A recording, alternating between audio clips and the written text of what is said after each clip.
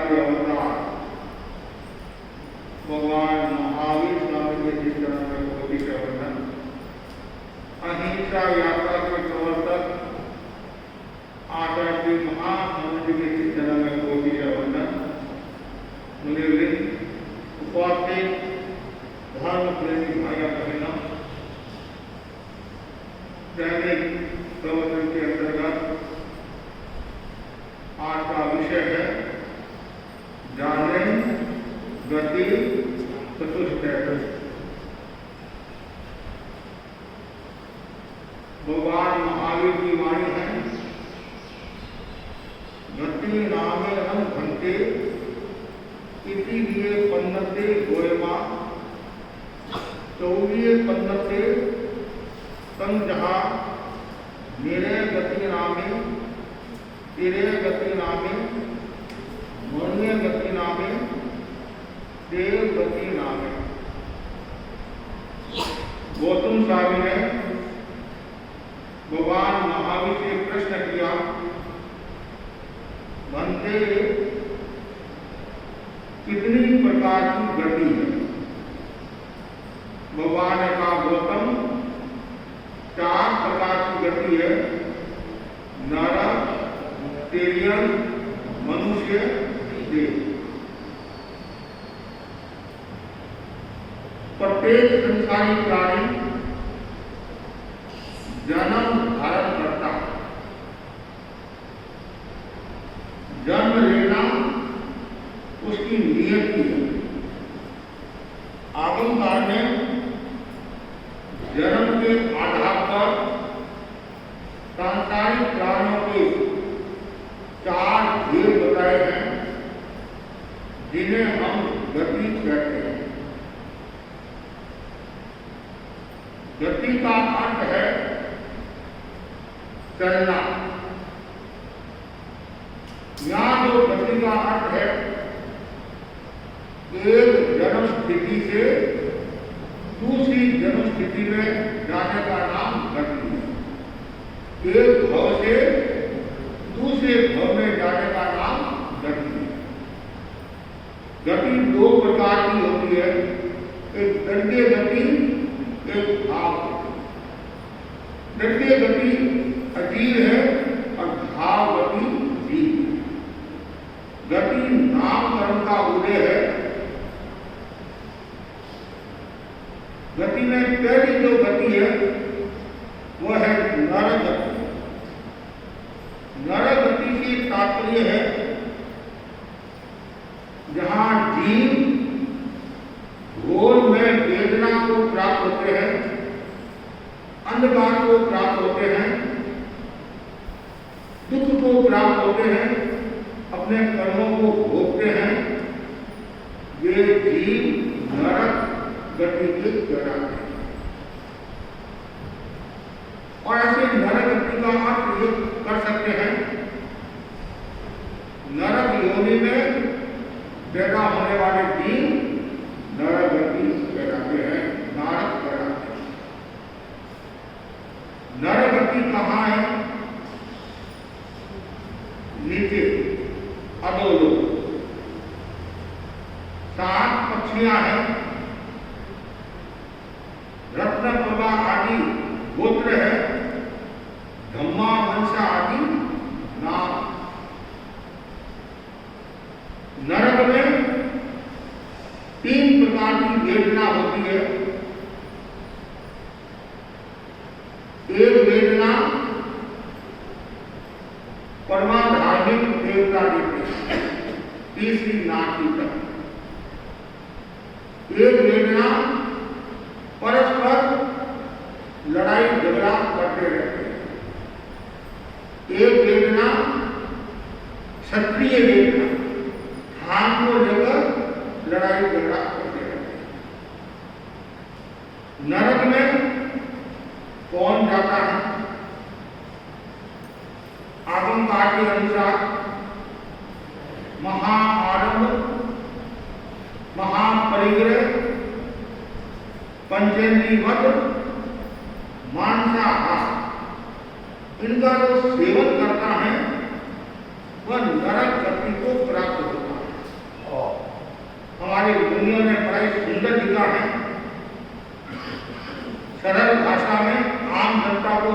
समझाने के लिए, नरक में कौन जाता है? मांस मदिरा का सेवन करने वाले, जो मदिरा में रत रहते हैं, मांसाहार में रत रहते हैं, जो लोलुप है, तीव्र आसक्ति वाले हैं, दिन भर उसमें रत रहते हैं, ऐसे दिन मरकर नरक में जाते हैं। जो वेश्या गमन करते हैं, परस्त्री गमन करते हैं, जुआ, चोरी, शिकार आदि करते हैं, वे दिन मरकर नरक में जाते हैं। व्यापार में अन्याय करते हैं, परिग्रह में डूबे हुए रहते हैं, धन में आसक्ति रखते हैं, पदार्थ में आसक्ति रखते हैं, वे दिन मरकर नरक में जाते हैं। और नरक में नाना प्रकार की वेदना है, नाना प्रकार के दुख है, पीड़ा, और उनमें परमात्मा धार्मिक जो देवता है, परम अधार्मिक, बहुत वेदना देते हैं। और यहाँ तक बताया गया है, जो मांस खाने वाले हैं, मरकर नरक में गए, उन्हीं का शरीर काट काट कर एवं तन भूनकर उनको खिलाते हैं। जो शराब का सेवन करने वाले हैं, वो मरकर नरक में जाते हैं, तो क्या करते हैं? मदिरा पान करने वालों को उबलते ये शीशे, तांबे और लोहे का रस पिलाते हैं। वेश्या व परस्त्री गमन करने वालों को अग्नि, वाण, लोहे की पुतली से आलिंगन करवाते हैं। जानवरों पर अत्यधिक बोझा लादने वालों से अत्यधिक भार वाली गाड़ी खिंचवाते हैं। सर्प, बिच्छू आदि जीवों की हिंसा करने वालों को उसी के अनुरूप बनकर काटते हैं। माता पिता आदि वृद्धों की अवज्ञा करने वालों का हृदय भालों से छेदते हैं। चोरी और धुलाई करने वालों को पहाड़ों से पटकते हैं एवं वृक्षों पर उल्टे सिर लटकाते हैं। गंदे गीत सुनने वालों के कान काटते हैं एवं कानों में उगड़ा हुआ शीशा डालते हैं। और स्त्री को बुरी नजर से देखने वालों की आंखें फोड़ते हैं। गाली देने वालों की तथा निंदा चुगली करने वालों की जीभ काटते हैं। अज्ञानी जीवों को बहाकर पुरहा चराने वाले गुरुओं को अग्नि के समान या गागल्यमान अंगारों पर चढ़ाते हैं। यह नरक का संक्षिप्त वर्णन है। ऐसे अनंत शील, अनंत उष्ण, अनंत क्षुधा, अनंत लोभ न जाने कितने। ऐसा कहा जाता है, नारकी के जीवों को पूरा समुद्र का पानी पिला दे तो भी उनकी प्यास बुझती नहीं। इतनी वेदना। और कोई नारकी का जीव वृक्ष के नीचे जाकर जैसे बैठता है, हवा का झोंका है, थोड़ी शांति मिलेगी। और जैसे वो हवा का झोंका आता है, पत्ता नीचे गिरता है, वो पत्ता शरीर पर गिरता है, तीक्ष्ण वेदना, इतना तेज वो पत्ते की धार होती है, इतनी वेदना। और जो नारकी में जो जाते हैं और वहाँ आपस में लड़ाई करते हैं, आपस में झगड़ा करते हैं, फिर वो उत्पन्न कैसे होते हैं? कुंभी में उत्पन्न होते हैं। 4 प्रकार की कुंभी बताई है। उनमें वो उत्पन्न होते हैं रोते हैं, खिलाते हैं। फिर परमाधार्मिक देवता दूसरे नारद के भी उसको काट कर बाहर निकालते हैं, टुकड़े टुकड़े हो जाते हैं, लेकिन वो मरते नहीं है। क्यों? जबकि शरीर होने के कारण मरते नहीं है, बाकी पारा की तरह जुड़ जाते हैं। इतनी वेदना, इतनी वेदना। नरक में जाने वाला जीव वापिस नरक में पैदा नहीं होता, मतलब वापिस नरक में पैदा नहीं होता है। और नरक का जीव आयुष्य पूर्ण करके देवता में पैदा नहीं होता। नरक का जीव या तो तिर्यक या मनुष्य गति में आता। नरक के बाद में तिर्यक गति, तिर्यक योनि में पैदा होने वाला जीव तिर्यक गति पैदा होता है। तिर्यक में सबसे ज्यादा जीव किसमें है? तिर्यक गति में। पक्षी का है, अप का है, तेजस का है, वायु का है, वनस्पति में साधारण और प्रत्येक वनस्पति इंद्रिय, प्रेंद्रिय, चतुरेंद्रिय, असनी पंचेंद्रिय और सन्नी तिर्यक, ये सारे के सारे जीव है। असनी तिर्यक पंचेंद्रिय और सन्नी तिर्यक पंचेंद्रिय, ये सारे के सारे जीव तिर्यक गति में आते हैं।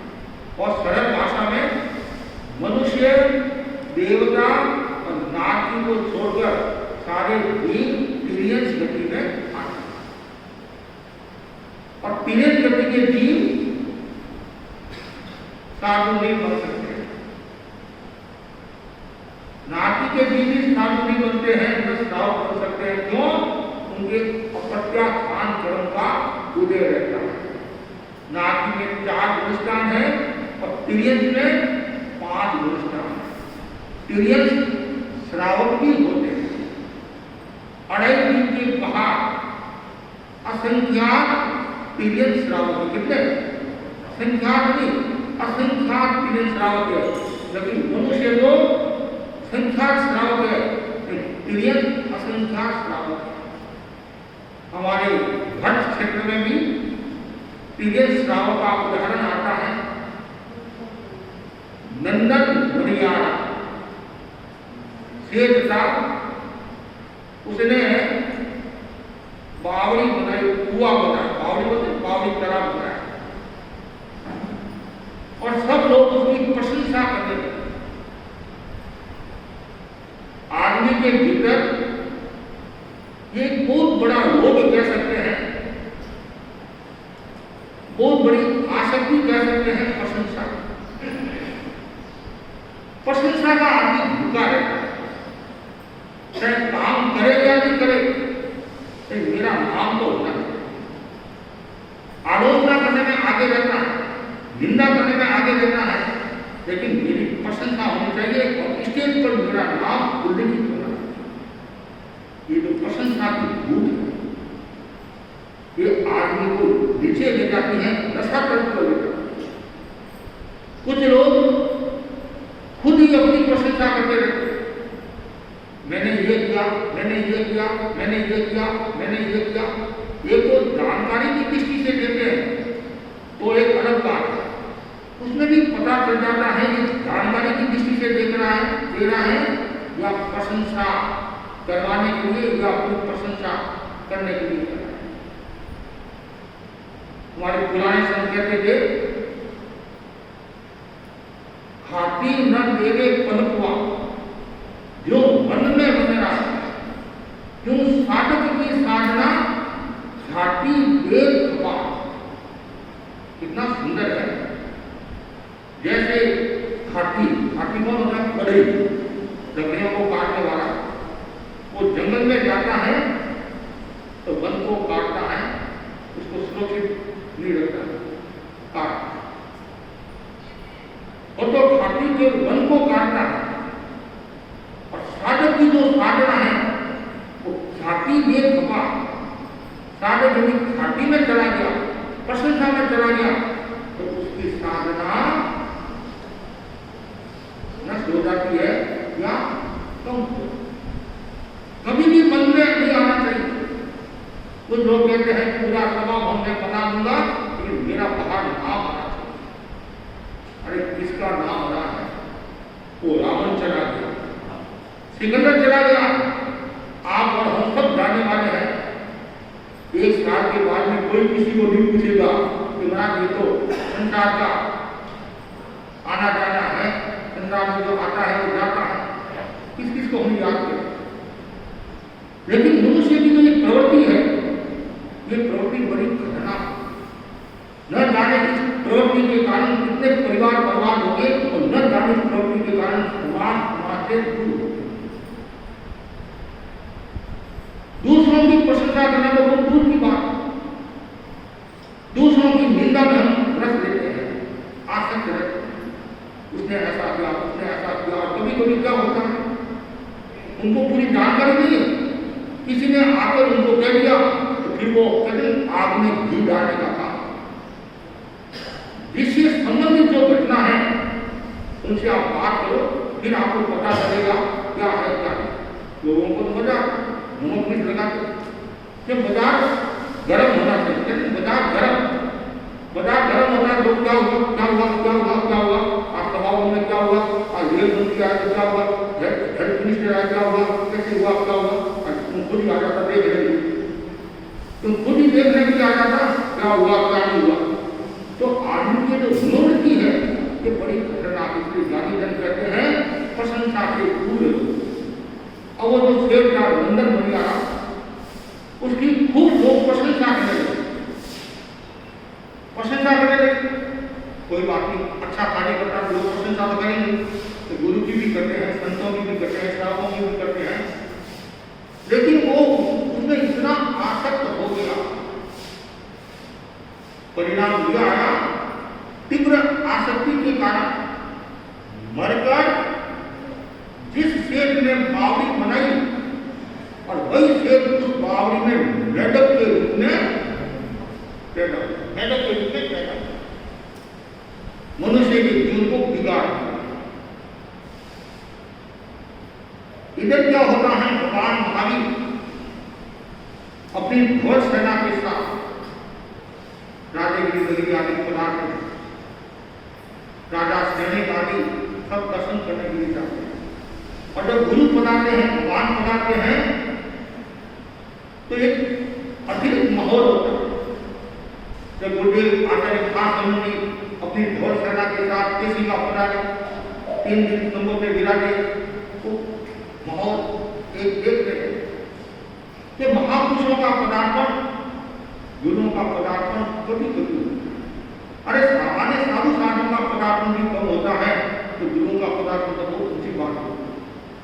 तो सब लोग दर्शन करने के लिए जा रहे हैं और कि भगवान आए भगवान आए भगवान आए, हलचल हुई। वो हलचल बैठक के कानों में भी पड़ी, उसने भी सुना और उसको वहां को हुआ। कहते हैं उसको जाति स्मृति ज्ञान, मति ज्ञान का एक भेद है, जाति स्मृति ज्ञान।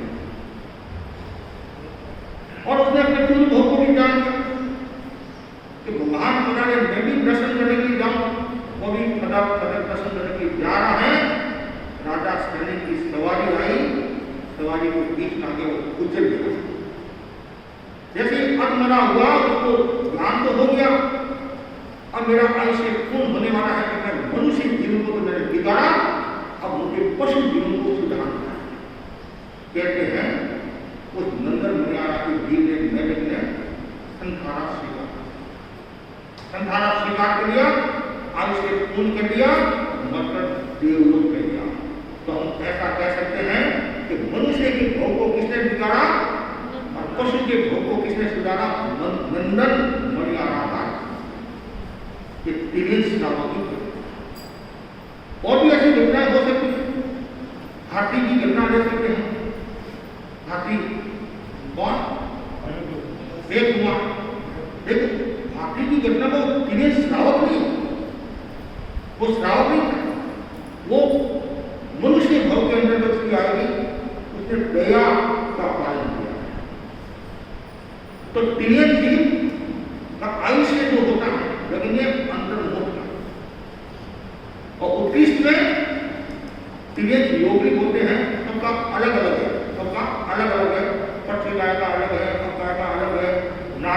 देखेंगे 10,000 वर्ष है और 29-33 साल को कम है, लेकिन तेज का सबका अलग अलग है। जैसे पश्चिम गाय का 22,000 वर्ष है, अब गाय का 7,000 वर्ष है, तेजस गाय का 3,000 दिन है, वायु गाय का 3,000 वर्ष है, वनस्पति गाय का 10,000 वर्ष है, तोइंद्री का 12 वर्ष है, तेंद्री का 50 दिन है, चतुर्वेदी का 6 महीना है, और सनी पंचमी असली पंचमी का भी अलग अलग है। कोई जलचर, कोई थलचर, कोई खेचर, कोई भूतपूर्व, कोई सर्प, तो किसी का 2 पूर्व का है, सनी का अलग है, असनी का अलग है। तो ये सब का आयुष्य उसमें योगिक पीरियड भी होते हैं। तो पीरियड गति के बाद में अब पीरियड गति के जीव है, ये सब गतियों में जा सकते हैं। पीरियड गति अपना आयुष्य पूर्ण करता है तो नरक में भी जा सकता है, तिर्यंत में भी पैदा हो सकता है, मनुष्य योनि में पैदा हो सकता है, और देवलोक में 8 देवलोक तक जा सकता है।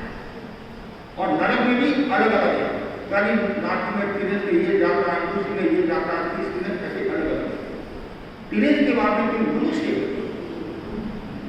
जो मनन करता है, चिंतन की क्षमता रखता है, वो कौन होता है? मनुष्य। मनुष्य योनि में पैदा होने वाला जीव मनुष्य गति वाला है। मनुष्य 3 प्रकार के, 2 प्रकार के भी होते हैं, सन्नी मनुष्य, असन्नी मनुष्य। जो गर्भ से पैदा होने वाले सन्नी मनुष्य कहलाते हैं, और गर्भवत मनुष्य के मल मूत्र आदि में जो पैदा होते हैं वो असन्नी मनुष्य कहलाते हैं। 48 मिनट के बाद जो जीव उत्पन्न होते हैं वो असन्नी मनुष्य कहलाते हैं। और ऐसे मनुष्य कर्मभोगी मनुष्य, अकर्मभोगी मनुष्य और 56 अंतर्दीप के मनुष्य। कर्मभोगी से क्या तात्पर्य है? 80-80 कृषि, जो कर्म करता है, जो पुरुषार्थ करता है, वो कर्म भूमि वाला पुरुषार्थ की वो जरूरी है। वर्तमान युग में पुरुषार्थ करने वाले भी कम है, ऐसे संसार की प्रवृत्ति में पुरुषार्थ करने वाले मिल जाते हैं, लेकिन अध्यात्म के क्षेत्र में पुरुषार्थ करने वाले बहुत कम लोग हैं। जहां विलासिता का भाव होता है, ना भोग का भाव होता है, वहां व्यक्ति तब नहीं सकता है और वर्त सकता है। छोटे छोटे बच्चों में भी पुरुषार्थ का अभाव होता है, सब आराम की जिंदगी जीना चाहते हैं। समूह के द्वारा जरूर नहीं कहा आराम हराम, आराम हराम। लेकिन मनुष्य की प्रवृत्ति सुख सुविधा मिली और उसका उपयोग करो, और कहते महाराज मनुष्य का जीवन बार बार नहीं मिलना, जितना फायदा उठाना है, मौके पर चौका मारना है, मार दो। कितने जगह नरक, कितने जगह नरक, आपके कोई काम है नहीं और आप बताते रहते, लोगों को बेवकूफ बनाते रहते। ऐसी बात मनुष्य जीवन हीरे के समान है। मनुष्य जीवन को परमात्मा में नहीं गंवाना है, व्यर्थ नहीं गंवाना है, व्यस्त नहीं करना है, तो व्यस्त करना है तो मुक्ति में व्यस्त को प्राप्त करना है, उसके लिए पुरुषार्थ। तो मनुष्य जो है एक ऐसा खिलाड़ी है, और मनुष्य गति को चौराहे की उपमा से उल्लेख किया, 4 चौराहे होते, तो मनुष्य गति भी 4 चौराहे होती। कैसे? मनुष्य चारों गति में जाता है, और मनुष्य का जो जीवन है वो 5 दिवसीय मैच की तरह नहीं है, वो 1 दिवसीय मैच की तरह है। आप मैच खेलते हैं 1 दिवसीय और आउट हो गया तो वापिस उसको मौका नहीं मिलता। तो टेस्ट खेलने वाला है, उसके मन में रहता कोई बात नहीं, पहली पारी में आउट हो गया, दूसरी पारी में मैं शतक बना दूंगा, लेकिन पहले वो 1 दिवसीय में आउट हो गया, आउट हो गया। तो वैसे मनुष्य का जीवन है, एक बार आउट हो गया वापिस उसको मनुष्य का जन्म मिलना मुश्किल। यहाँ तक बताया गया मनुष्य कभी कभी परमा विलासिता धन कल्पना के कारण नरक और निरोध में चले जाते। असली जो कर्म करने वाले पुरुषार्थ के जो जीव है वही मोक्ष में जा सकते हैं। कर्म भूमि के मनुष्य मोक्ष को प्राप्त होते हैं। कर्म भूमि कौन कौन सी है? भरत, एरावत, महावीर, 15 कर्म भूमि है। जम्बूद्वीप की 1, धाकी खंड की 2 और पुष्कर की 2, कितने हुई? 5, 5 ही एरावत और 5 ही महावीर। 15 क्षेत्र, 2.5 द्वीप, 15 क्षेत्रों में मनुष्य रहते हैं, साधु साधु विचरण करते हैं, तीर्थंकर भगवान विचरण करते हैं, केवली आदि विचरण करते हैं।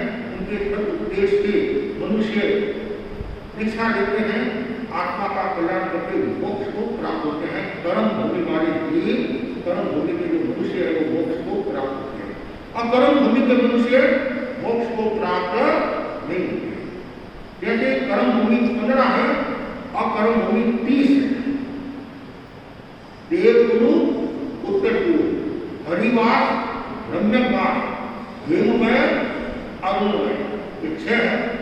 तो जम्बूद्वीप में 6, धाकी खंड में 12 और पुष्कर में 12, कितनी हुई? 30 होगी। 6, 12, 12, 30। तो 30 अकर्म होगी, 15 कर्म। फिर है 56 अंतर्द्वीप। 56 अंतर्द्वीप है, ये लवण समुद्र में, लवण समुद्र के 300 योजन की बाढ़ में द्वीप में वहां रहते हैं, इनको अंतर्द्वीप कहा जाता है। इसकी व्याख्या थोड़ी लंबी है, थोड़ी सी समय हो रहा है। तो ये 56 अंतर्द्वीप और कर्म भूमि के जो मनुष्य है वो मोक्ष को प्राप्त नहीं होते हैं, वो देवलोक में जाते हैं। कर्म भूमि के मनुष्य देवलोक में भी जाते हैं, सब जगह जाते हैं, और कर्म भूमि के मनुष्य केवल देवलोक में जाते हैं। और 56 अंतर्द्वीप के मनुष्य केवल देवलोक में जाते हैं। अंतर इतना ही है, वो एकांत मिथ्या दृष्टि होते हैं, सम्यक दृष्टि नहीं होते हैं। और उनका आयुष्य जो होता है मनुष्य का जगनीय अंतर्मोट, उसमें योगली की अपेक्षा से 3 प्रयोगों का होता है। और 1 करोड़ पूरे की स्थिति वाला जो जीव होता है, 1 करोड़ पूरे की स्थिति वाला जो जीव होता है, थोड़ा सा कम वो मोक्ष में जाता है, और उससे अधिक वाला जो जीव होता है वो देवलोक में जाता है। जैसे उदाहरण के लिए नाभि राजा और मरुदेवा माता। नाभि राजा योगी थे, 1 करोड़ पूरे से उनकी स्थिति अधिक थी, वो देवलोक में गए। मरुदेवा की स्थिति कम थी, वो मोक्ष को प्राप्त हुई। मरुदेवा के बारे में आप जानते, ऐसी भाग्यशाली महिला तो बहुत कम होगी, ऐसी गाँव तो नहीं है। इतना तो मैं गारंटी के साथ कह सकता हूँ, बाकी जिससे मेरे ज्ञान जाने साधु के हिसाब से होना होता है। लेकिन मरुदेवा माता इतनी भाग्यशाली थी, अव्यवहार राशि से विवाह राशि माई पीड़े के भोग में मनुष्य मनी हाथी के होने पर बैठी बैठी से दुख मुक्त। और ऐसा कहा जाता है 65,000 पीढ़ियों तक किसी को मरते हुए नहीं देखा। कितनी 65,000 पीढ़ियों तक किसी को मरते हुए नहीं देखा। ऐसी भाग्यशाली औरत का मिलना मुश्किल। हाँ, और उसके बाद हम आते देव योनि में पैदा होने वाले थी, देवगति वाले नरक के भी नीचे रहते हैं।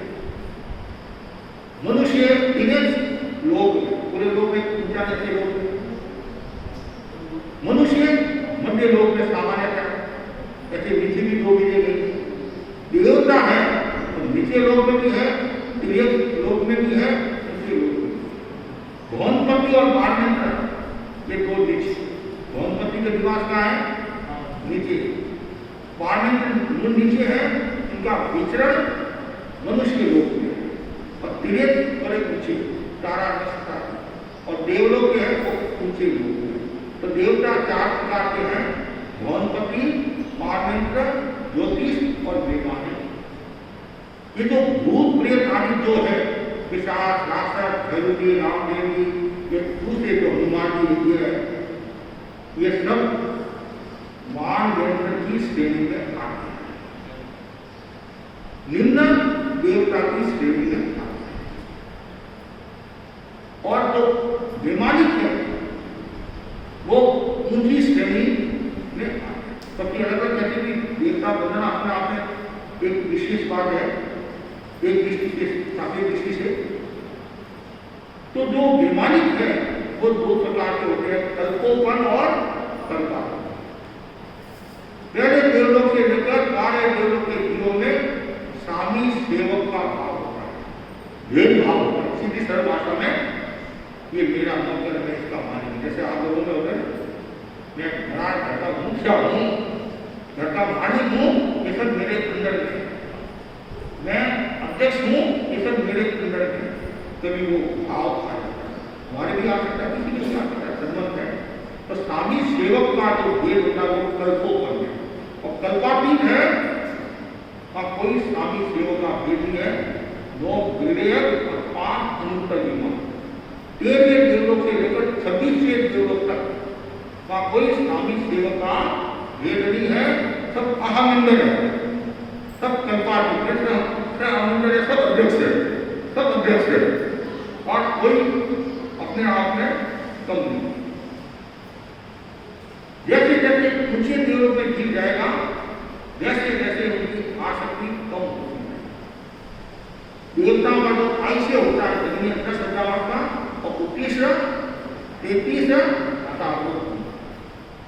इनके आहार की विधि, श्वास की विधि, वो जितने सागरोपम के होते हैं, जैसे एक सागर की आयुष्य वाला देवता है 1000 वर्ष के बाद में आहार करता है। कितना? 1000 वर्ष का। और मैं तो फिर आपको एक केले के लिए कह रहा हूँ, 4 तारीख के केले शुरू हो रहे हैं, 3 दिन के लिए कह रहा हूँ। तो ये देवता को देखो 1000 वर्ष के बाद में, और जो 33 सागरोपम वाले हैं तो 33,000 वर्ष के बाद में आहार। और श्वास जैसे एक सागर का आयुष्य वाला है, तो एक पक्ष के बाद में श्वास लेता है, और 33 सागरोपम वाला है तो 33 पक्ष के बाद में श्वास। तो कुछ मैंने आपको जानकारी दी 4 गति के बारे में। नारद गति में कौन जाता वो आपने सुना। ऐसी तिरथ गति में भी जाने के 4 कारण है। जो माया करता है, कपट करता है, धोखाधड़ी करता है, अन्याय करता है, बेईमानी करता है, असत्य बोलता है, झूठ माया करता है, ये जीव मरकर कहाँ जाते हैं? तो मनुष्य गति में कौन आता है? जो प्रकृति के सरल है, प्रकृति के विनीत है, दया भाव रखता है, मन में कोई प्रकार की ईर्ष्या आदि नहीं। ईर्ष्या का काम भी घटना कितना सुंदर कहा कवि ने। कंचन तजनो सहज प्रियन को मान बड़ाई ईर्ष्या तजनी दुर्लभ। आदमी सब कुछ छोड़ सकता है, पत्नी को छोड़ने के लिए क्या है? तो मान बड़ाई ईर्ष्या को छोड़ने के लिए क्या है? और ऐसी देव गति में कौन जाता है? सराग से जो राग युद्ध साधु को मारता है। जैसे साधु है, साधु के राग भी होता है तो वो बनकर देवलोक में है। संयमा से जो श्रावक होता है वो भी देवलोक में है। बाल तपस्या जो अज्ञानी की तपस्या वो भी देवलोक में जाता है। अकाम निद्रा 2 प्रकार की, सकाम और अकाम। अकाम निद्रा वाला जो बिना उद्देश्य से तपस्या करता है, बिना उद्देश्य से कोई प्रवृत्ति करता है, तो वो देवलोक में जाता है। और 4 गति से ऊपर एक गति जो है वो कौन सी है? मोक्ष। ये 4 गति जो है संसारी की अपेक्षा से, सांसारिक जीवों की अपेक्षा से ये गति है। ऐसे जीव 2 प्रकार के, सिद्ध और संसारी। सिद्ध जो कर्मों से मुक्त हो गए वो सिद्ध है, और संसारी जो संसार में परिभ्रमण करते हैं, संसार में घूमते हैं, जन्म मरण करते हैं, ये संसारी जीव है। और संसारी जीव 4 प्रकार के होते हैं जिन्हें हमें गति करते हैं। तो मैं भी आपको ये कहना चाहता हूँ, ज़्यादा से ज़्यादा भाइयाँ ऊंची साधना करें। एक बात का ध्यान रखना, हमारे को देवलोक में नहीं जाना है। कुछ लोग कहते हैं महाराज मुझे ऐसा हमारे को देवलोक में चला जाओ, देवलोक में नहीं जाना, वहां भी भोग है, विलासी का, वहां भी कर्म का बंध है। तो हमारा लक्ष्य क्या है? मोक्ष जाना है। लेकिन अभी मोक्ष की प्रेम सिद्धि नहीं है। यहाँ से किसी के मोक्ष जाने की प्लेन नहीं है, इसलिए हमारे को कहाँ जाना पड़ता है, स्टेशन जाना पड़ता है, और स्टेशन है देवलोक का।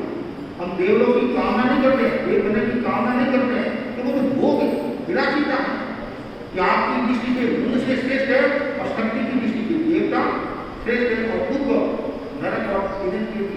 इसलिए हमारा लक्ष्य एकमात्र कर्मों का क्षय होना चाहिए, और जो चार गति को समझ लेता है, 25 बोले